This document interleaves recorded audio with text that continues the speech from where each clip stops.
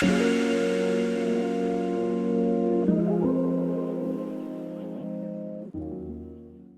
welcome to another episode of the Just Ride Podcast. Today's guest is someone whose journey perfectly captures what motorcycling is all about. Not lap times, not horsepower, but courage, determination and adventure. Joining us in the studio is Maria Gilbert, better known as thousands of people out there as Footpegs. Yep, absolutely. Footpegs. Just a few years ago, Anna had never ridden a motorcycle, but today she's an adventure rider, a content creator, and is training to compete in a rally across the Moroccan desert. What's even more remarkable is that she's doing all of this whilst living with, and I'm not going to actually try. We go. I am not postural. No, it's POTS. And the other bit is PCOS, but Anna will explain what that is. These are conditions that many people would assume make this sort of adventure impossible. I think it's not going to be possible. You're going to be able to do it. But instead of allowing these diagnoses to define her, Anna has chosen to use motorcycles to inspire others, raise awareness and fund research through POTS UK. Anna, welcome to Just Ride. Now, obviously, I got that. I tried to do it early on, right, and I got so tongue-tied. Exactly. Yeah. And it is coffee. It is coffee. I'll be honest, I've had it a year, or I've known about it for a year. Still can't say it myself. You still can't so say it. don't worry. Do you want to try for us then, for the listeners, and say exactly what it stands for? Because I can't do it. Postural Tachycardia Syndrome. What she said. Well, round of applause. Yeah, That's great. Yes. Yeah. Try after saying a few that after a drinks, it doesn't sound like that. We'll try that in the green room later on, right? We'll film it. And the other thing, what's the other one? Ehlers-Danlos syndrome. So this is like...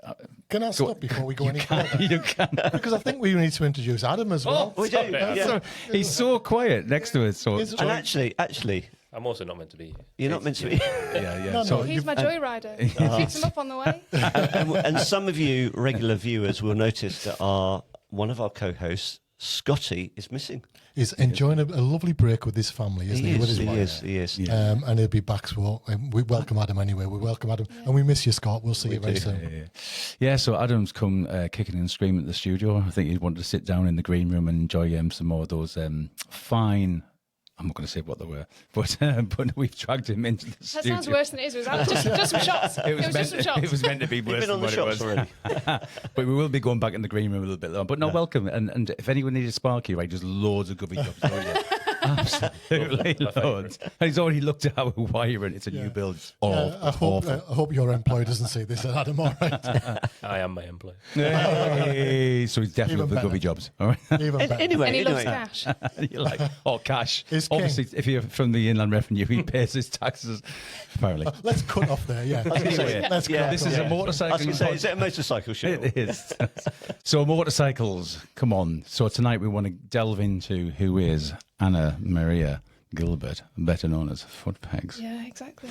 So tell us, who is Footpegs? Personally, I don't know myself still now. I don't think any of us know who we are really. And I think that's what life is a journey of finding out who we really are. Wow, that's a start. Yeah. It is about motorcycles, remember that. Yes. Well, to start with, so family-wise, very engine heavy. My dad and my brother were very engine heavy. My dad was in the police to start with, drove in the police, and then was a motor trader for most of his life.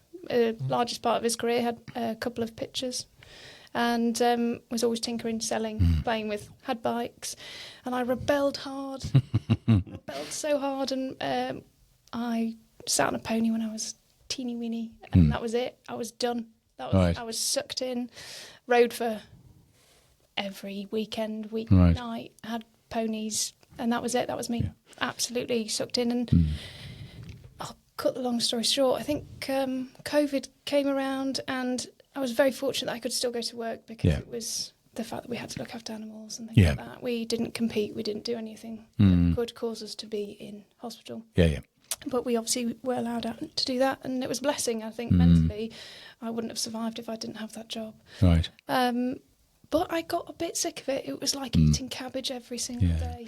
It's because it's only 1 horsepower, isn't it? I think you need more. Yeah. That's the first gag tonight. That's the first gag.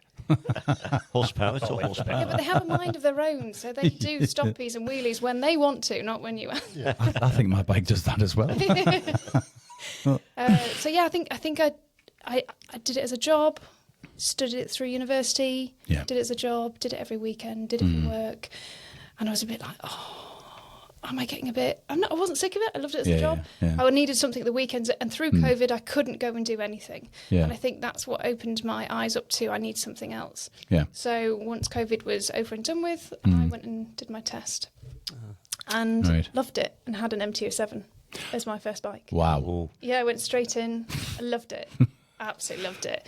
But it was quite a dog of a bike. Is this the bike that wouldn't turn very well? Yeah. Yeah. So I jumped straight in and rode to Spain. A couple of months after taking my test, riding my bike. Were you on the back?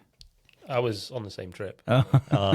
So there was quite a group of us. Right. Girls went, stayed in one hotel with group rides every day. Right. Came back very leisurely, coffee, stunning views, was They amazing. got lost. Boys, What did you just say? They got lost quite a few times. yeah. Boys went and did the tech. They did a big look round and they met us at our hotel at the end, all ride home. And group chat was popping off, as it does.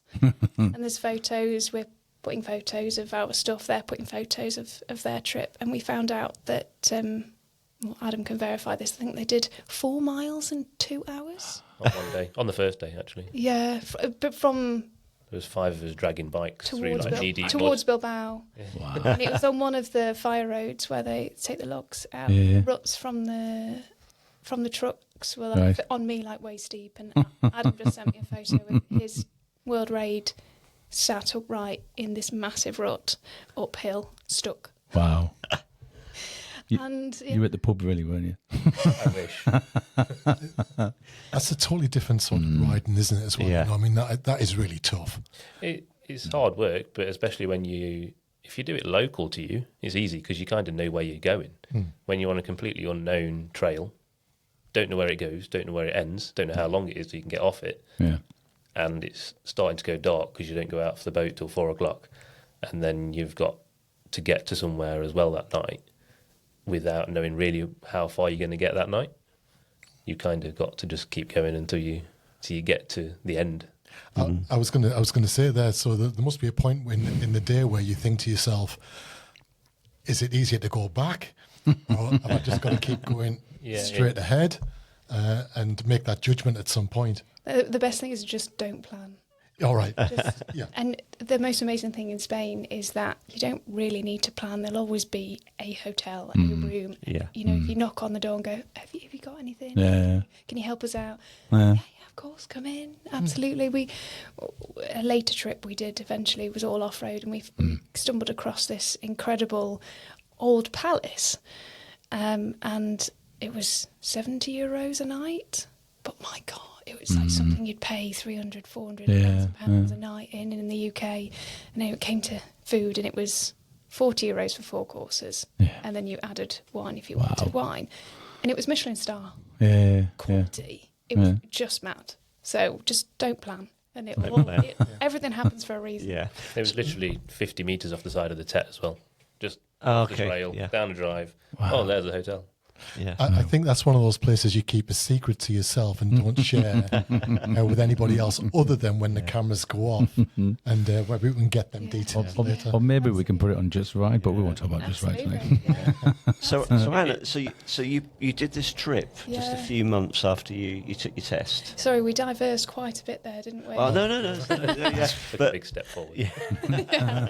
So I mean, that's quite an adventure, really. Yeah. So it's quite a brave move. Yeah. I mean, have you always had that sort of spirit of adventure? Have you always? I've always done things without thought and calculation, yes. Okay. Yes. Yeah. Yeah. Irresponsible then. Yes, Yeah. absolutely. Reckless. Reckless. Yeah. I've always been, that looks fun. Let's go and do it. I think, although I suffer with some conditions, I think FOMO's up there. Yeah. I think that's the top one. Yeah. Yeah, definitely. Yeah. Yeah, so when Adam and the guys were sending these pictures and they were laughing and joking and these views with just no one around, these vast views, I was just sitting there thinking, that's more me. Yeah. Yeah. The roads are great, and the roads are stunning in Spain. They are perfectly maintained. Yeah. But yeah, that was more me. Just Wow. just the banter, the laughing, picking bikes up, nothing's perfect. What happens, happens. Yeah. Definitely. So as soon as I got home, I was like, I've got to start learning the basics. I looked for a bike. Yeah. That was going to be my question about how quickly from the MT-07 did you change to... I looked for bikes whilst I was in school. Oh, really? Okay. Yeah. So that quickly you'd made that determination. I was looking at bikes to what sort of bike I'd go for, and the obvious, like a CRF 230 and things like that. And it came about. So Adam's brother works for Yamaha, a dealership. Yeah, we're best mates. We're best mates, Adam's brother and I, yeah. So we spoke to him, was like, looking for this, and what do you think? And he went, do you know what, I know just the bike. Rings up Andy, who works in a different store. Have you still got that TTR 250? He goes, oh, yeah, I do. Would you sell it? No, absolutely not. No, it's pristine. I've rebuilt it. He knows every nut and bolt on it. And no, it's my pride and joy. 2 weeks later, did you still want that TTR? Yes, I do. And it was 2 weeks before something like ABR. Oh, okay. Yeah, ABR 2023 or 4, something like that. And so that was the first time I really rode it, was around the trails at ABR. We did the Yamaha experience before then. Yes, so I had done lots of training, but the first time I rode my TTR was at ABR. But yeah, we went and did the Yamaha day. You taught me quite a lot. What not to do. Do as I say, not as I do. Yeah. So would you say it took you long to adapt between the MT-07 to an adventure bike? The TTR, yeah. Yeah. I still think, I think even now I jump on and ride it like it's a road bike, and I'm doing a lot of training now for Morocco, and a lot of tipping in, body to the outside, tip it in, things like that. It's a bit of muscle memory sometimes. So it is a big difference. People don't realise how much your body affects the bike, and how much even just going down a lane and having the bike to your left, leaning over to the right so that you get the balance, so that it's. Yeah, so when we did the ABR this year, I had an opportunity. So we're all road riders. Exactly. I'm glad you're sitting over there. Well, I'm sure people might be able to see my little Bridgestone thing on there. So that was off tarmac, by the way, gentlemen. So I had an opportunity to ride one of the CAF Moto, the 1000cc one, the MT this year. And that was your first time off-road on 1000? Yeah. Yeah. There was no 450s left. That would be my preference, but there was no 50s left. So it was either 1000cc or nothing. And it was really, really good fun. Yeah. But for somebody that rides a road bike, what we noticed, so I know that Tom and also Scott went, when you stand up on your foot pegs, and we weren't riding in proper boots as well, it was obviously as you were saying about the balance and about the totally different aspects of things that you've got to consider, where your wheels are they in ruts, are they what's coming up in the distance, and you're constantly scanning everything and your body weight on the bike as well. Yeah. And then I saw something on one of the socials the other day saying, if you're standing up, you're braking. If you're sitting down, you're cornering. And I'm thinking, I'm not so sure about I'm not so sure about that, because I'm not that skilled on off-road, but it sounded good. But it was just, when I got off the bike, as you mentioned there, it's a totally different use of all your muscles. And how did you find it? I loved it. Yeah. I loved it, but I must admit, we came home. So that was a Sunday. We had to break down the actual display, and then we came home. Monday, I was in bits. Did you feel it? Oh yeah. Yeah. And it was just totally different use of muscles. Yeah. And what hurt more than anything was the balls of my feet. That's what really hurt more than anything. That's probably because you didn't have the right. Obviously, the enduro boots and the trail boots have a much tougher. Yeah, I was wearing a pair of road boots, which were absolutely pants anyway. Some old ones I had safety in the garage. Safety first, guys. Yeah, safety first. But it was just that whole thing you've just described there was it was exhilarating actually. Yeah. And then you're looking back constantly thinking, I don't want to be holding people up. And you're not holding anybody up, and then you see the first person take a tumble and go, "Thank goodness it wasn't me." You nearly took a tumble. There's a bit of video of you. Back end stepping out. Yeah, back end did step out. And you can't see the gradient on that, and you guys will be able to share when you're doing those trails at ABR, I thought it was going to be, my first experience was going to be pretty flat, you know, but it isn't. It's up, down. There's a big variety, especially even, you know, the Bridgestone Trail is meant to be designed for amateurs or people who've never tried it before, but there is a huge variety on that first trail. Yeah, and I know that when you have your chat before you're going out and they're saying, when we come to these points, we're going to be taking this turn because the other one turn will say expert. And he said, when we come to the first point, we'll turn away, we'll avoid the expert. And I thought, thank goodness for that. He said, however, and then I just thought, oh dear. When we get to the next turn, we go on the expert route. And I thought, well, here we go.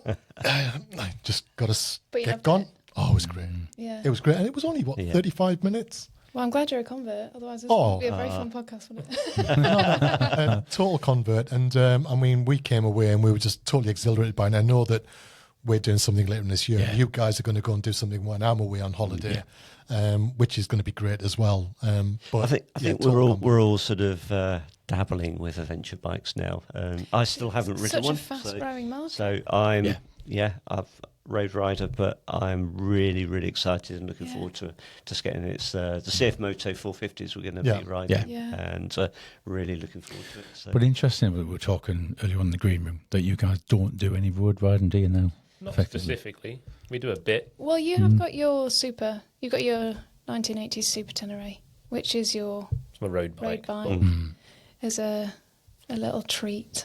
But yeah, we don't specifically go out to ride a road ride at all. We go in the van to ride off-road, and we ride between off-road sections of the road, but that's about it, really. Yeah. We don't.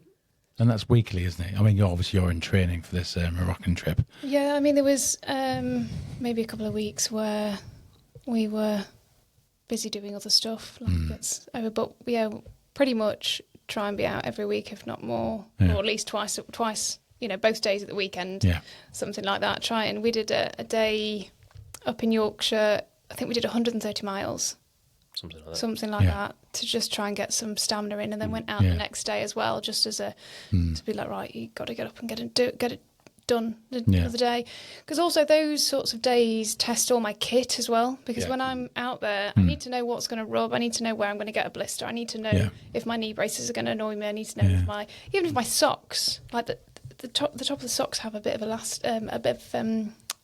like grip. And that makes me blister. That destroys my skin. You know, you get warm, you get sweaty, and then it causes a bit of irritation and blister. So I found some socks that don't have that, and So you're in training for this Moroccan trip, which is basically to raise awareness for POTS and to raise some money. We'll get into that. I was going to do it anyway. Well, yeah. I was always going to do it. Great.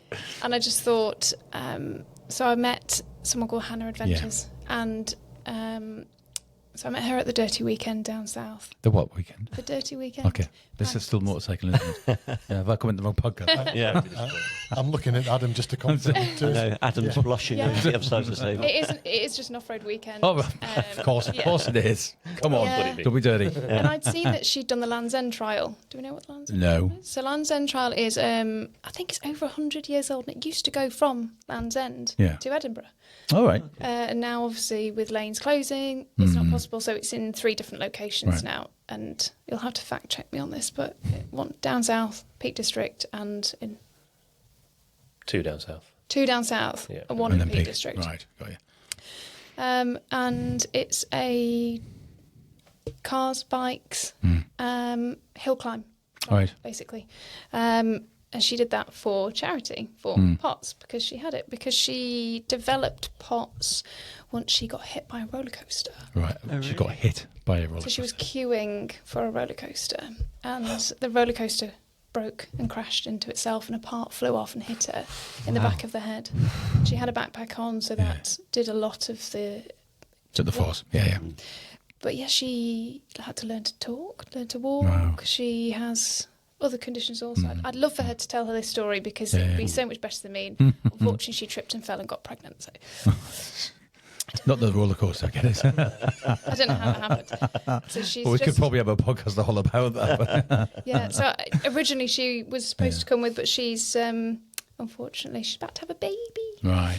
So she can't be with us. But so that's where it all started. I thought, well, the reason why I have my diagnosis, which has taken me all my life to find out, I've always known there's something not quite right, despite everything else, or along with everything else. She raised awareness. Right. She helped me. So I thought, well, I'm going to tag this along with it. Yeah. I've paid for it. I'm going to do it anyway. Yeah. I may as well do something to raise some charity money. That's brilliant. So how did you know that there was something wrong? Then what were the kind of symptoms? For those people who don't really know what this is, what were those tell us sort of about symptoms? POTS. What is it? For me, I think there is a generalisation. I think everyone suffers with certain parts of it differently, as every condition is. For me, it was very early on. My earliest memory was in primary school, and I went to a Catholic school. So every Friday, I believe, we'd have mass or assembly. And we'd stand up, sing hymns, sit down. Head teacher walks in, stand up, sit down, stand up. And I would faint, or at least become very close to fainting. Yeah. And I remember my teacher at the time hustled me under her arm and made me stand for the hymns while I was completely out.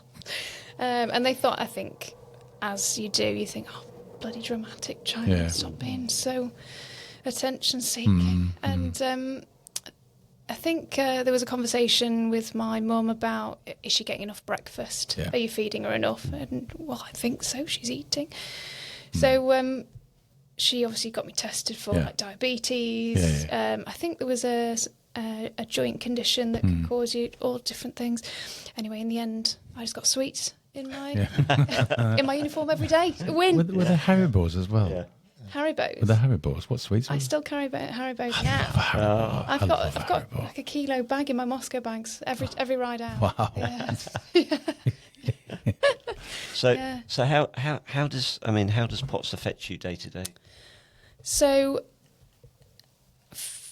mostly exhaustion. Okay. I go to bed. I start getting ready for bed about 8 o'clock, and I know, I was just looking at it. and it's fine. Breakfast isn't till 11 tomorrow.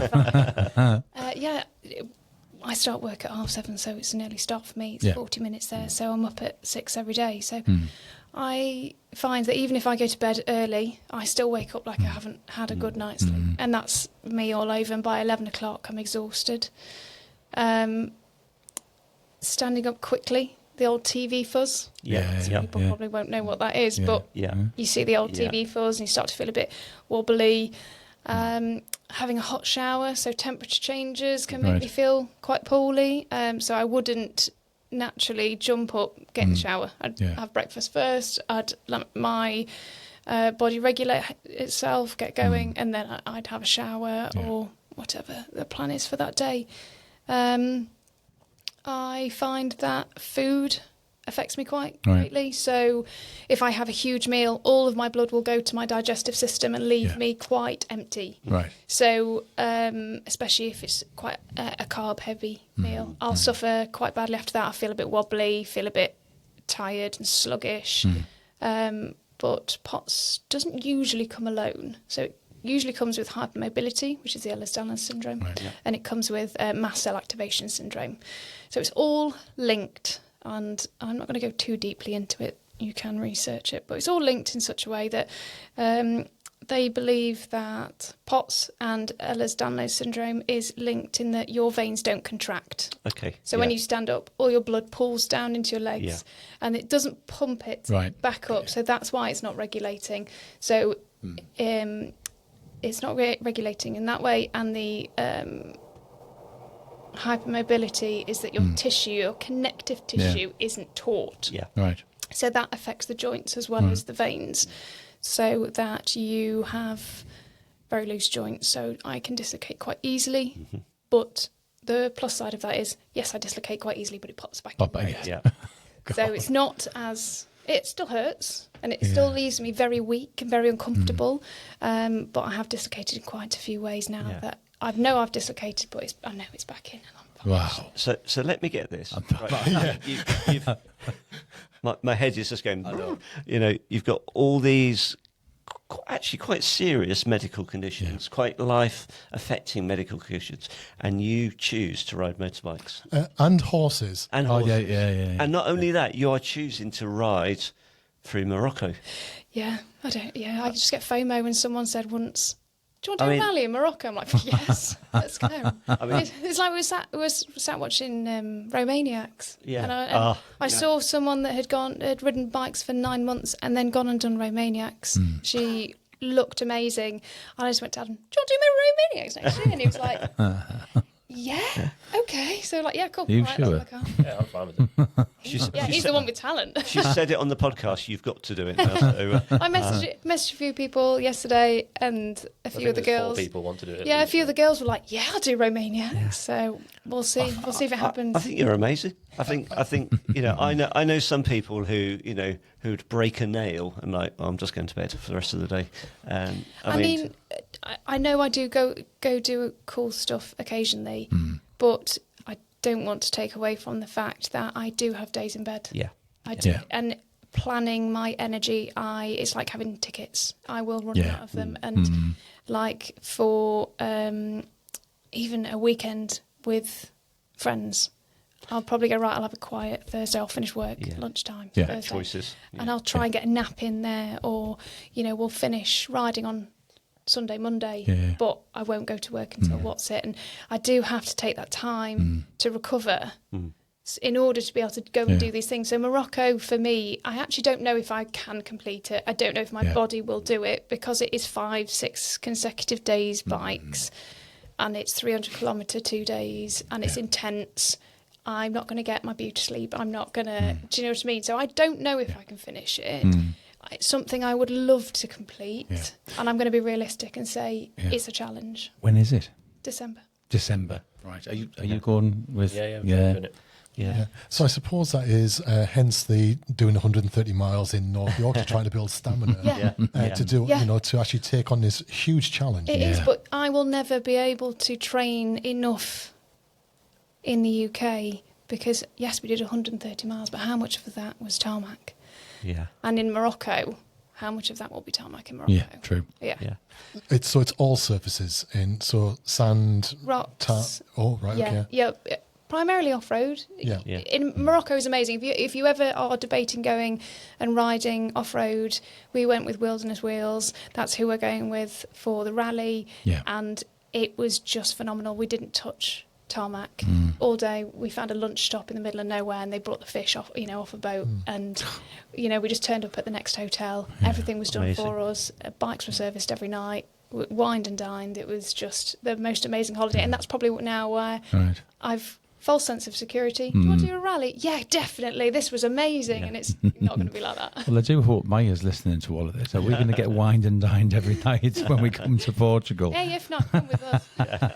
Well, so when you described obviously being at school and up and down, depending upon what was happening in the assemblies, do you get any sort of pre-notice? 100%. Yeah, absolutely. So I like tingling in my fingers, in my teeth. I feel very clammy. I feel hot yet cold. So I know it's coming. If anyone has ever fainted before, they know when they're going to faint. And because I think I'm quite fortunate, because I've had it from such a young age, I have adapted from such an early start that I know how to never even be in that situation where I know it's coming. So you manage it. Yeah. Absolutely, and that was the be all and end all really with the hospital. Is when I was being diagnosed, he basically said, "Do you faint?" And I go, "Not anymore. No, I've learned to deal with this from such an age." He was like, "Cool, crack on." Yeah. And how do you feel about that then? Because living with that must be quite a worry for you, is it, when you're not with it? I think the worry more is work. If anything, works with horses on her own a lot of the time. Yeah. It's more the fact she could get injured from falling off a horse more than because she's lived with it and managed it so well for such a long time. Yeah, it's like riding off road on your own. You don't do it. Yeah, because if you get trapped under a bike, you're stuck there until someone randomly finds you. Possibly, it's the same with you if you are working on your own. Yeah, you don't always work on your own, but sometimes you are. And one time I did have a really bad accident. You were actually there, weren't you? Yeah. So that's the POTS side of it doesn't necessarily worry me because she lives with it so much anyway. That's pretty kind of normal life. Yeah. And it doesn't really ever affect you to the point you can't just stop it to yourself, take yourself to one side and deal with it and make yourself feel better. Yeah. Even if it takes an hour of sitting down, chilling out. Feet in the air. Yeah. Whereas the work side of it is way more risky than. And I genuinely feel better when I'm up and about, making my blood pressure manually regulate itself at work. Whereas I genuinely feel more poorly if we have a day off, don't I? And I never get my blood pressure right. Okay. It ends up making me have other symptoms, and I just feel rotten. You can't explain it. You don't feel poorly. You don't feel quite right. Yeah. You stand up and you just feel a bit spaced out all over the place. You get headaches. You get horrendous palpitations, like they're almost in your neck. Right. And so generally going to work actually does make me feel okay. So you're about to do this mammoth challenge where you're going to be up and down in the seat all day long. Yeah. You're going to be, it's going to be really tiring, all terrains. Unpredictable. Unpredictable. Yeah, you won't know what's coming up. You don't walk it first. And I am doing it. There's a load of us going. There's about 100 riders, so I'm sure at points I will be riding with people, but I want to do it on my own. You have a bag of Haribo, so you will be fine. Yeah. You take the whole trailer behind you, aren't you?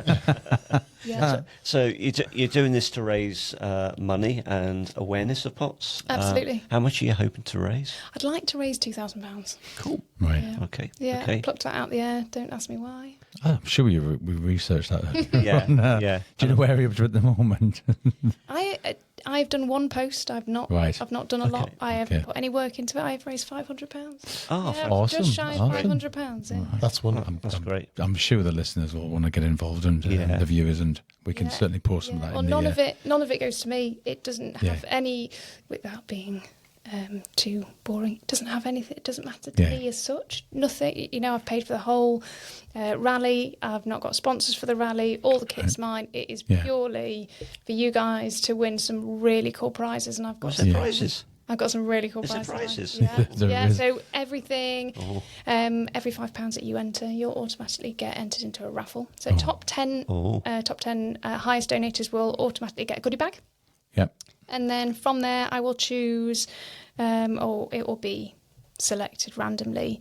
You could win some Moscow bags. Yeah. So we've got Moscow bags. We've got Wilderness Wheels are offering a full holiday, so 3 days. Nice. Yeah. So they've got a full holiday in. Contact Patch, a company that I've worked with for a long time. All the guys there. Love Woody. He's given me 10 patches. So they're up for grabs. Spanish Enduro Trails. They have donated 3 vouchers of 3 different values. Yeah. Peak Motorcycles, he's donated a backpack full of Oxford goodies, and I'm not going to say what's on them because they are so good. Triumph Chesterfield, I have to have a huge shout out to Dan Hunt there. He's gone above and beyond, and you've got goodies from them and a day on their Triumphs, on their on their enduro bikes. Lovely. Yeah, so that's an awesome prize. Adventure Spec have donated a super shirt. Yeah, they're good guys. So many. Film festival ticket, Adventure Motorcycles. So they've donated a ticket to there. That is a brilliant event. I think we're going next year. Actually, we went for the first one last year, and it was a perfect indoor winter event. Yeah. It was so good. Yeah. We've just got to make our film and submit. What's it going to be about? I can't tell you. It's top secret. I might win. You want the panel, aren't you? yeah, exactly.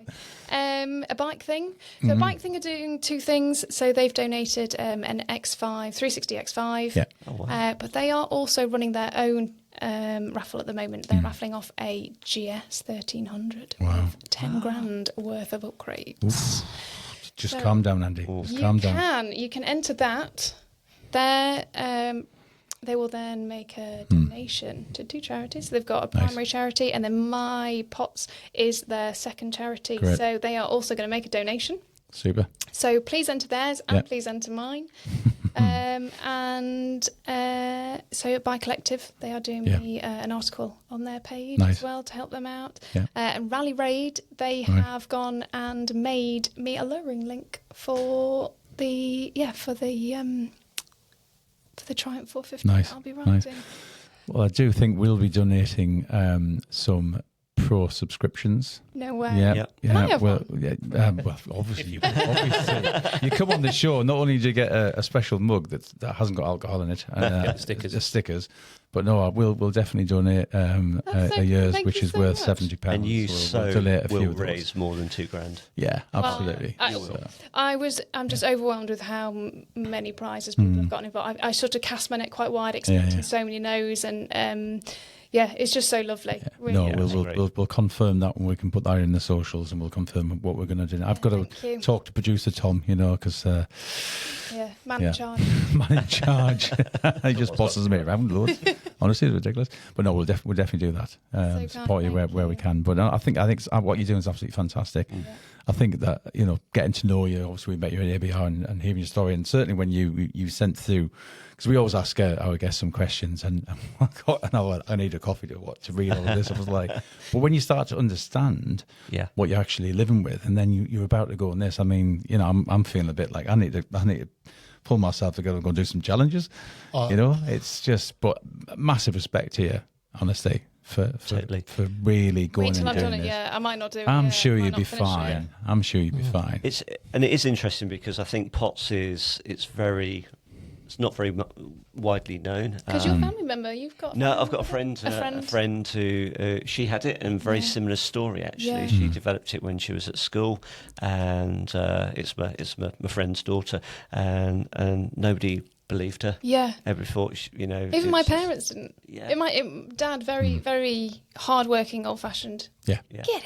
Pull yourself together. Come on. Yeah. And so I did, and I think that's potentially I'm grateful in that sense. And I think that's where my sense of adventure and determination comes from, because no one believed me. Crack on. Yeah.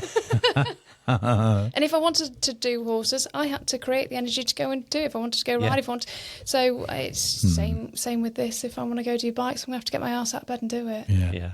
So you're doing a lot of fitness training, and you just talk us through exactly what you're doing. I mean, obviously doing the time on the bikes, which is important. Absolutely, yeah. What other things are you doing to try and prepare for? And if anybody else is kind of starting to understand that maybe they have something like this as well, obviously they'll be inspired by what you're doing, but what do you do kind of to get your fitness up? Cycling has been the one thing that I've been able to enjoy and do. I haven't done enough of any of it. I don't want to turn around and be like, yes, I've been in the gym every single day. Yeah. But I do have a physical job, so I do probably 20 to 30,000 steps a day just at work. Yeah. So base fitness I probably think is okay. Yeah. So where I find my weakness is, you were saying about standing up and you felt quite tired the next day and you felt it. With my hypermobility, standing in a neutral position is quite exhausting for me. Yeah, right. Whereas for Joe Bloggs, they could probably stand there all day. Whereas my muscles tend to work naturally so much harder to maintain just sitting in this chair. Yeah. So that's why I end up fidgeting and changing position, because just sitting is quite tiring. And even having a backpack on will just sit on my shoulders just enough to cause me a bit of an ache because it's pulling on my connective tissue and my muscles are having to work a little bit harder. So I'm actually going to go out with my Moscow bags and not have a backpack. Things like that. So it's a lot of physio, a lot of not yoga as such or Pilates as such, but core strength. Trying to build the muscles around my connective tissue, basically, and stamina in that sense, because I do just get tired. Even having my helmet on for a long period and being like, the back of my neck is exhausted. So. So, obviously, you've got quite a story there. I mean, what made you decide to we were talking earlier when we don't call people influencers anymore, Instagrammers or wannabes. Content creators. What made you want to share your story? And obviously, well, I didn't want to annoy my horsey friends with my bike stuff. Okay. I just thought they're not going to be bothered about this in the slightest. And I made it while we're out in that first trip in Spain. I made it there because we took some really cool photos and some amazing views and saw some amazing roads. So just created it there for friends and family, and didn't stop posting from there. I think that's usually most people's stories. Yeah. Just kept going, and you've got quite a few followers now, so something like that. Yeah. Yeah. And the name Footpegs? Because where did that come from? I used to keep getting screamed at when I was learning to ride off road. Feet on your foot pegs, and in the end it was just like foot pegs, because I would just love to dangle my feet and put my feet on and paddle around because I was terrible at it. So yeah, and I was umming and ahhing, got such and such ride, such and such Ducati, such and such, and I thought, I don't know if I want to be labelled as something on a bike or this, that and the other. And I'll drop anything. I'm not biased. I'll happily drop any bike. So I thought, right, well, that'll do. Yeah, she's not going on our bikes. No, I've been banned from Yamaha Arnold's because I dropped a XSR 900. Yeah, it was at a standstill, but I still dropped. So what are you currently riding? TTR 250. You are still, okay. Yeah. You're still on that one. Yeah, but not for long. Oh, not for long. We've turned back there. Why? We call her the Mighty Tractor because she makes me look so much better than I am. You can stick her in first gear and she will drive up a brick wall. She is that good. But she is 20 years old, and it's hard to get parts. And I do ride her to the point now where I think I could do with something a bit sharper, a bit nimbler, a bit lighter. And I've blown the shock twice on it now, so I've had to buy a new shock, a modern shock for it. And I thought, well, I think now's the time to hang up her foot pegs and look for something a bit snazzier. I always said I wouldn't sell her. Always said this, but I think the motor trader, my dad in me, is like, no, time for an upgrade. Time for an upgrade. So obviously with the shock getting changed a couple of times now, are you doing are you guys doing the maintenance on the bike as well? Adam is my mechanic. No. Yeah. So he's my guru. 100. I try and do everything. I'm very doubtful. I doubt myself, and he'll correct me or make sure everything's talked properly. He's very making sure we're safe and everything's done properly. But I love to tinker with my bike. I think from the horse background, training horses and getting the best out of them comes from feel and understanding why something is or isn't working the way it is. And you can tweak things and tinker things to get the best out of them. And I think I've taken that into my biking.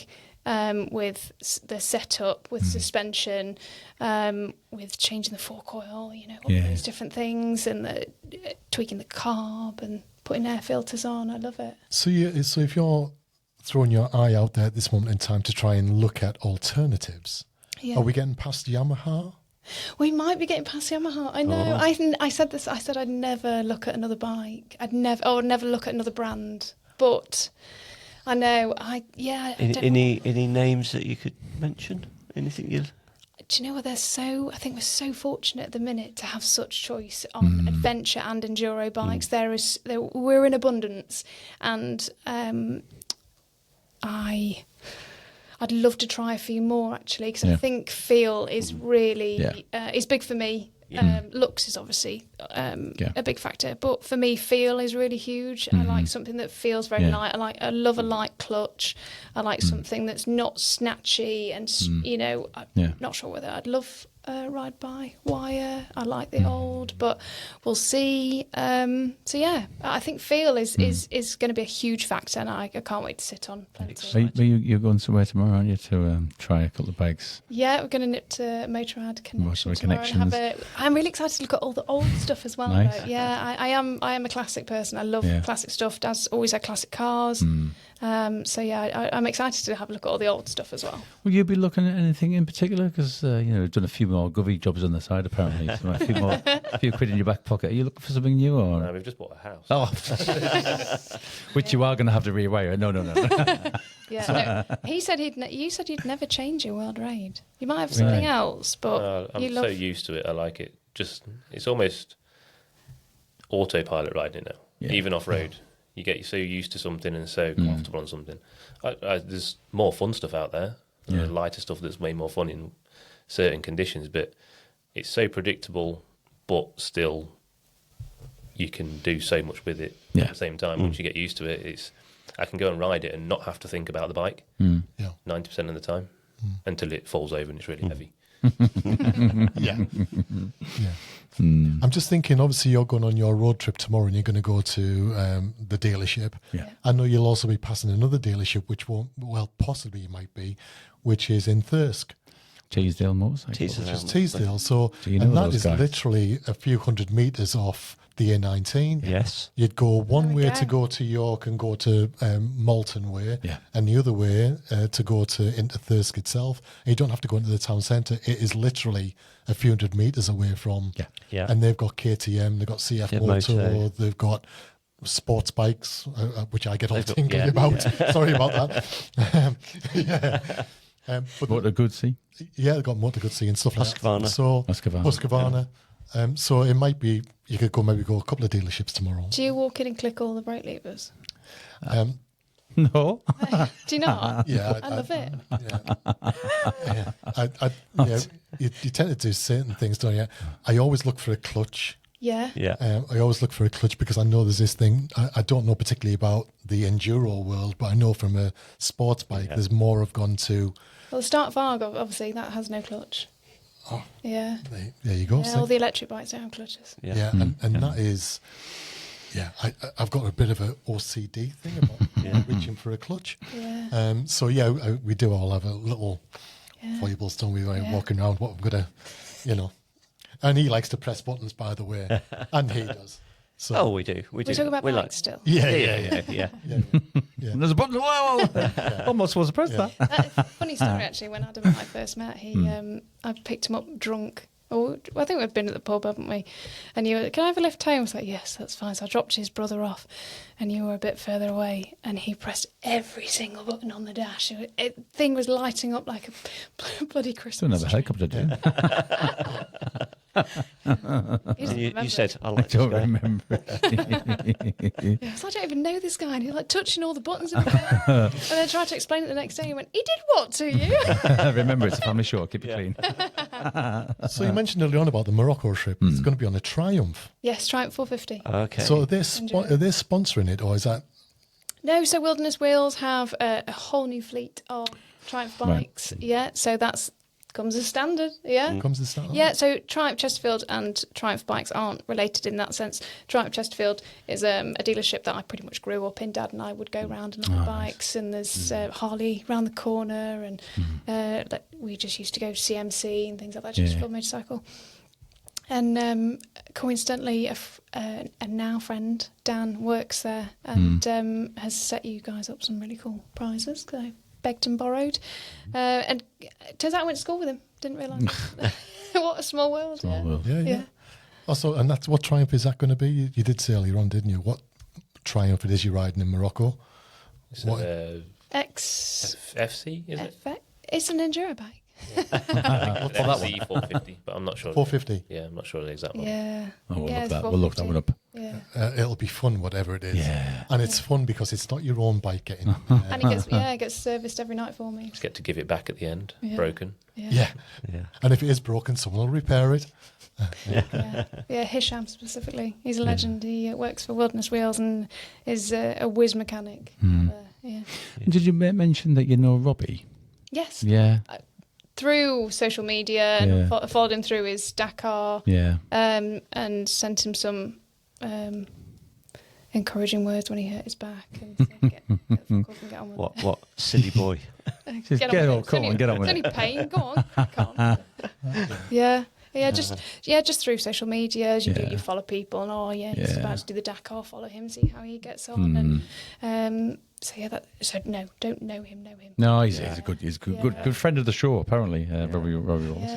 Yeah. Yeah, we're doing something for one of his, for Robbie, for one of the sponsors that sponsored him which is Broomhill, isn't it? I know Robbie's asked us to go and support his that event. Yeah. So we're going to, that day we're actually in Yamaha. At Blackburn, whatever wheels. Yeah. Luke, we're coming to see you on the morning. I'm on holiday. Where was our invite? Yeah, well, Love Yamaha. Well, come to that. Yeah. Come to that. Whatever wheels at Blackburn. Get some dates. It's an open day. It's an open day. Yeah, we'll be there. Yeah. So I had an opportunity to ride the Tenere, the 700 Tenere. Well, we had so Tom and I and Scott as well, we had an opportunity to ride. We had the Tracer GT, which is the one with all the luggage and everything on the back. We had the MT-07, clutchless. Weird. Just me, because I was doing that. And the Tenere. Oh. You nearly dropped that as well, didn't you? Did you love the Tenere? Oh. See, I really love the MT-07 engine, and I steal Adam's bike quite a lot. If we stop at gates, and we obviously, there's a bit of a rule, like one person stops, opens it, next person gets off, and the next person closes it. And so I've regularly just ridden off on his bike. And it's all right until she needs to stop. Yeah, and I'm like, catch me. I love it. I so hope and pray that Yamaha bring out a baby Tenere or of some smaller adventure bike. Yeah, because I do love the MT-07 engine. I think Thalassa said that, didn't she? Our that colleague she would Thalassa, really, if she could have any bike, she would want that, but a smaller. Yeah. Smaller. Yeah. Interesting. Yeah. And Itchy's riding a Tenere as well. Is she still riding? She's got the old one. Yeah. Itchy's still riding as well, isn't she? I'm going to ask both of you this question as well, these questions as well, and we'll split the questions up between the three of us. Go on then. So I'm going to ask the pair of you, and I'll ask Adam first. If money was no object, what motorcycle would you buy? I've given you more time to think about it. That's cheating. I'd have a full Dakar bike. Oh, Yeah. yeah. Like a factory level. What, KTM? Something, yeah, but a full factory level bike to Yeah. actually push its limits and know it's not going to fall apart underneath you kind of feeling. Yeah. And I hadn't realised, I was talking to Robbie, our mutual friend, I was talking to Robbie about that one day, and he was saying, and you'll realise he's on a quick fire because I'll deviate away. And so apologies about that. But single cylinder, you can't have the twin cylinders and stuff like that. So, because I was talking about other bikes, and he said, no, it's got to be 450 single cylinder and things like that. And that's a factory. And obviously the KTMs will sell you a factory piece of kit, whereas other manufacturers may not necessarily do that. Yeah. But I think you'll see Cove tomorrow, won't you, I would imagine? Yeah, I love the Cove Rally bike. I think it looks stunning. Yeah. Well, the question over to you then. I'd go for something old and classic. I think probably a YZ125 1980 little two-stroke. Yeah. Because how much fun... I think you can have fun on any bike, especially one that you can ride to its limit. I think for me that's fun. I don't think it's fun riding a bike that you can't get on top of 50% of it and you're constantly a little bit wary of it. So I think I'd go for something small, pokey, something like that. I smiled quite a lot through that because you said old and classic and then talked about the 80s. So I remember them coming out. I was riding bikes at that point. Yes, so shows you how old and I'll call myself classic. Yeah. That would be. Go on, over to you guys. That's the next So one. who's your motorcycling hero? I think anyone that gets on their bike and goes out and enjoys themselves. I think it takes a lot for someone to go and do their licence and to go and do something for themselves. I think it's great mentally. If I had to choose somebody, probably Jane Daniels. She completed the Dakar. Right. She's a farmer. She's a girl. Yeah. She rode the Dakar. Very good. What more do you need to know? You know? And What was the time? No. and you said earlier as well that your brother and your dad were both really into engines, anything. And did they both ride bikes as well? Absolutely, they did, yes. Yeah. Did they still ride bikes? So my brother doesn't anymore. He settled down with children. He's got... It's a period we all go through, but it comes back. It comes back. It comes back. So Dad rode all the time when I was a child, had many bikes. The first bike I sat on was a VFR 800, anniversary, 50th anniversary, which I got a text today saying he sold it, but it was technically mine for my birthday. Shame on you. So I think he's had a few beers and he found one exactly the same, 30,000 miles on it, cleanest thing you've ever seen. Of someone that it lived in a garage, bought it and was like, I might buy you this for your birthday. It was your first bike you sat on, etc. And I did get a text today saying, bike's sold. Motor trader through and through. He'll never say no to a good price. Yeah, thanks, Dad. Yeah. So, and it was really special actually because we got it. It'd obviously been sat for a long time. The fuel pump had gone, so we put a new fuel pump in it. Still didn't work. Changed the plugs on it.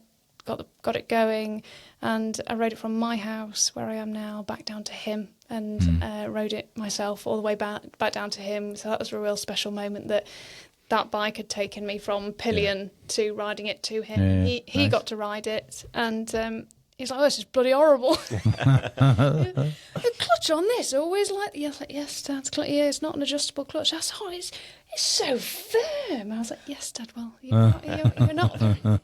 Yes, so it's gone. What's second here for you? Just because you're obviously here. And grew up going to Donington. World Superbike, early 90s, so Carl Fogarty would have been my original bike hero, kind of who I was watching when I was a kid. Yeah, and Donington's such a wonderful track, isn't it? It's literally 10 minutes from us. Yeah, it's wonderful. We can hear it when we're working on bikes at home, can't we? Yeah. If the wind's blowing the right way, we can hear it. Yeah, wonderful track. Yay. Right, I'm going to ask the next question. We always have a few variety of questions, but actually, I want to know, where's your favourite place to ride?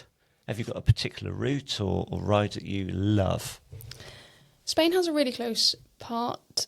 It's very close to my heart because my mum's Spanish. Okay. So I feel quite at home in Spain.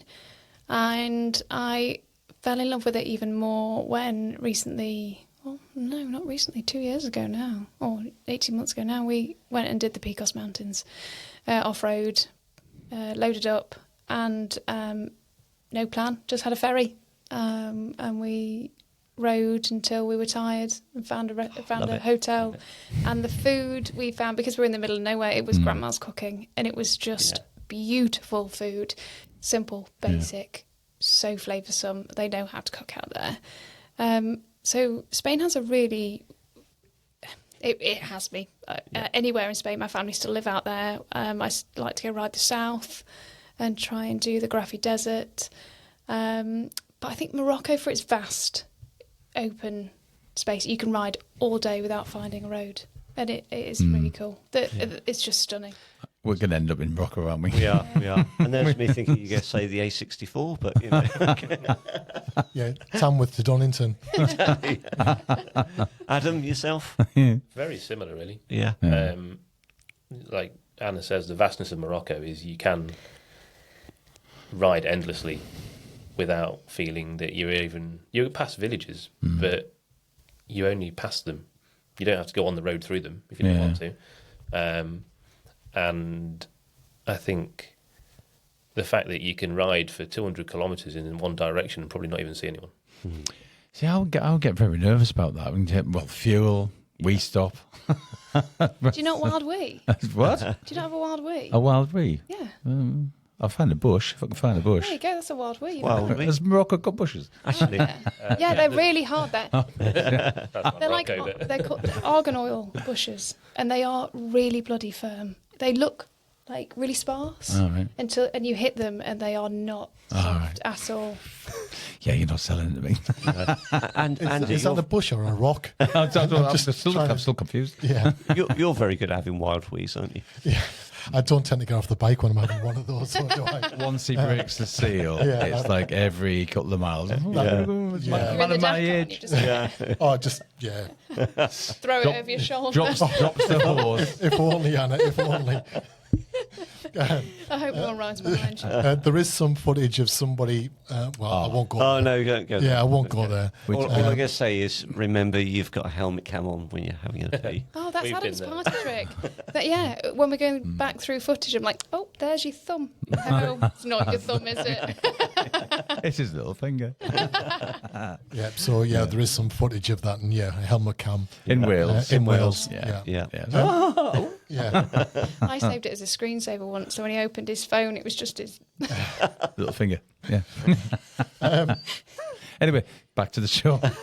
So, last couple of questions, and I'm really interested. Obviously, you're going to go looking at some motorcycles tomorrow, but you'll be in somewhere where there's accessories, and I'm sure, obviously, you're buying this new house, but there's always a few pounds put to one side to buy new bits of kit. So, what would you buy if you've got a few spare pounds? I actually need some new trousers. Yeah, I do, but I mean, it's shopping. What is there not something? I'll spend anyone's money. Yeah. So trousers for you. Definitely need some new. Yeah, I'm going to go get some Revit trousers for sure, because I've worn through the knees on my old ones. So yeah, Revit is my number one go-to. Cool. Adam? Helmets.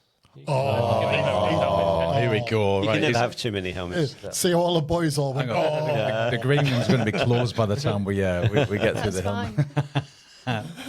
Any particular brand? I started with Arai Yeah. for years, and then I didn't get on with the new Tor helmet shape. It hurt my head, so I moved to Liat, and I've been with Liat for 2 Yeah, years now. they're really, I mean, yeah, I've tried on the Liats and they're really nice, aren't they? They're lovely. Yeah, nice things, yeah. Much lighter as well than the Arai. Yeah. And yeah, riding in it for 10 hours a day sometimes is still comfy. Can I ask you both about your helmets? Are you riding them without the visor and just with goggles, or are you visors? Normally, mine's the Liat Adventure one, but I take the visor off most of the time. Yeah. But if I'm just riding on the road to somewhere and it's a long day, I'll put the visor back on. Visor back on. Yeah, just for comfort. Yeah. At least get some air. Mine's not got a visor. Mine's a full motocross helmet. So mine's primarily goggles or squinting. All right. Is that because of the sun? Just the shit in your eyes. Yeah, mountains or coast. What would you prefer, mountains or coast? I think, it's a tricky one, isn't it? Yeah, it is, Mountains or because coast. riding on the actual beach at something like 120 kilometres an hour flat out is something you have to do. And it's just phenomenal. What, on my R1300 RS? I You don't do know what. whatever you want, babe. Just put I the think proper I'll tyres just go on. straight under. It was just phenomenal. Well, the three of us side by side, weren't we? Just flat out. Yeah. Top gear, flat out was just incredible. We did a sunrise ride down the beach to go. Breakfast wasn't till 9, so we jumped out the hotel at 8:15, I think it was. Did 20 kilometres down the beach one way, turned around and came straight back the other way. Just so we could ride in sunrise. You've really looking at that was the next question: sunrise or night ride? I love a sunset. Yeah, I love a sunset. Yeah, on a motorbike along the beach. Anywhere, just anywhere. Wow. Yeah. Love a sunset. I think we need to wrap up. I think we do. I've just had the thing through the door from the producer. The producer. Hurry up. Oh, was that the cat? No, we just, Tom, the producer's just been doing that, so I think we need to. We've been talking for 6 hours. Oh, yeah. No. Didn't even get to talk about gear either. Yeah, well, why don't we? Oh, yeah, quick. Go for it. Tell us about your gear. Well, it was more, I think, on women's gear. Yes. So, a good friend of the show, Linda Jean Belvedere, was. We were chatting today about trying to make clothing for women that actually fits women and is made specifically. Yeah, You were and talking earlier. I think we need to give a little nod to anyone that's making women's gear. Yeah, absolutely. Because at the end of the day, someone needs to front that cost to start with, and that stuff needs purchasing, testing. Yeah. And it is such a huge cost to get something off the ground. I have tried women's gear. Yeah. I ride in men's gear, actually. I mean, for off-roading, I don't need something that's so tight-fitting. Yeah. I know I've got tits. I don't need other people to know I've got very sweaty tits. Right. Now, hopefully nobody really heard that. It's quite warm in here, guys. It is a bit warm. We need to get some air conditioning installed. I don't particularly mind. I mean, also, no one really wants pink gear. So what is women's gear other than really tight-fitting?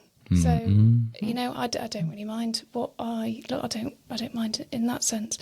But I like that a lot of the brands, particularly Revit and Adventure Spec, have altered their sizing so that it accommodates more people, not just women at the end of the day, people. Because men do come in variety of sizes. We do. Yeah, I mean, exactly. I get sweaty. Do you? Yeah, I'm glad you do. Don't you wear children's leathers, though? Yeah, I do. Yeah. Yeah, sure. I mean, you don't have to pay VAT. No, exactly. Did you say that? Yeah, you want to take the piss out of And that's the brand that you like as well, isn't it? You like Revit. I as like well, Revit, yeah. I've got, my textiles all Revit. Yeah. So, you have a jacket that's 4 years old, I think. no longer than that. You had it way before. 5 years old, Yeah, maybe. yeah, and it's not got a mark on it, and you've crashed in it. You've done all sorts in it, and it's still waterproof. It's still My Revit textile trousers are 15 years old and still brilliant, absolutely brilliant. Yeah, I was chatting to them at ABR and just saying how I love the fact that they've altered their sizing to accommodate more people.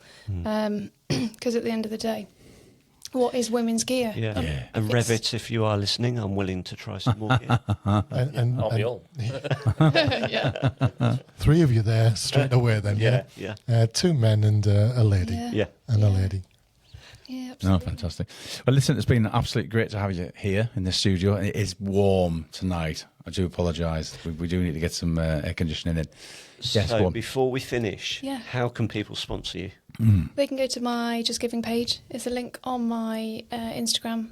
Brilliant. on And we'll my put the link bio. on the bottom of Yeah, so again, £5 automatically per ticket will enter you into a raffle, and you can win some really cool prizes, and the 10 biggest donators will automatically get goodie bags as well. And I think from Instagram, it is F. dot. Footpegs.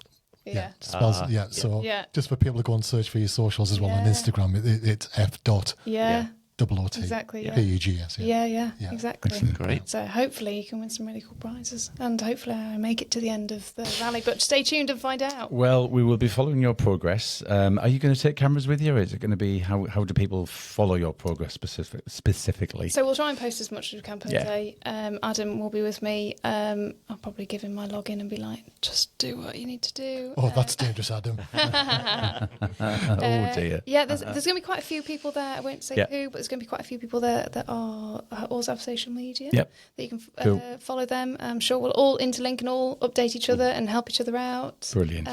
Brilliant. So follow Wilderness Wheels as well. They'll be updating their socials. They are the crew that we're going through. They are organising it. Yeah. So what date in December specifically do you leave? We fly out on the 12th of December, and I don't think we ride until the 14th. Something like that. And it's 5 days, did you say? Yes. Yeah, 5 days. Oh, back in time for Christmas. Yes. No. Well, we come back on the 22nd, but we are having 3 days to just do nothing before we come home. Oh, lovely. Yeah. Lovely. Yeah, we've booked off work till the 28th. Oh, so Christmas in Morocco? No, we'll come home. Yeah, we'll come home. To the new place? Hopefully. Well, When are you going to have time to rewire it? Still not. it's just going to be a fireplace, and that's it. It's great at Christmas, though, isn't it? Yeah. No, we wish you every success with it. We will be following your journey. Thanks for having me. Absolutely. No, it's been an absolute pleasure.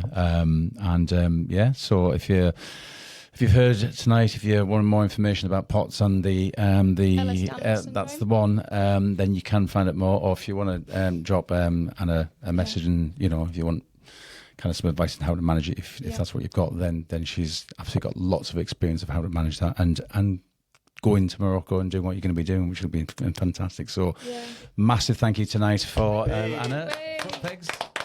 And Adam. Don't forget to like and subscribe and add a comment as well. So we are going to the green room now, I think, and we are going to have a couple of those little things that Ryan showed us. It's like